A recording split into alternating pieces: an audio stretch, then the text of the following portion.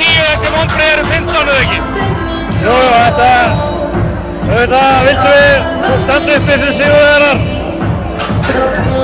Við náðum bara ekki að binda nógu mörg stopp saman, nógu margar sóknir saman og vorum alltaf einhvern veginn alltaf að elta. Þeir náðu alltaf að svara áhlaupinu. Já, einhvern veginn voru held ég allir Grindvíkingar í stúkun að bíða eftir áhlaupinu ykkar en að ná þessu nokkri þristari röð og komast á þetta rönn, það gerðist aldrei. Já, það er bara þess að þeir náðu alltaf að stoppa og komu kannski 2-3 körur og þeir stoppuðu það strax, þannig að hérna, já. En heldur ef þeir missa eitt sinn besta leikmann út af eftir bara innan við mínútu og getur verið að þið hafið farið að straka út af því eða? Nei, alls ekki. Nei, bara... Þeir voru bara betri í dag og því miður.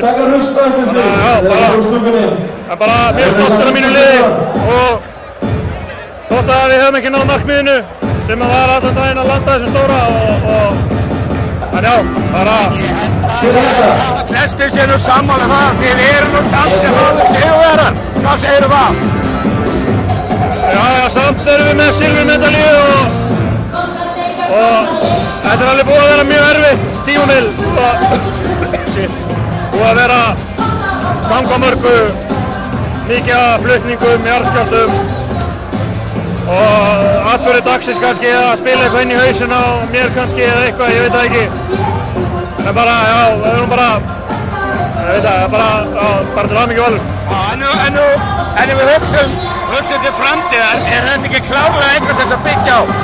Jú, allan daginn, bara, það er búið að gefa út og vera náðum í smaranum og það er bara halda kjarnanum og bara góða fórhaldaginn. Ég meina við erum bara reynslinni ríkari á næsta ári.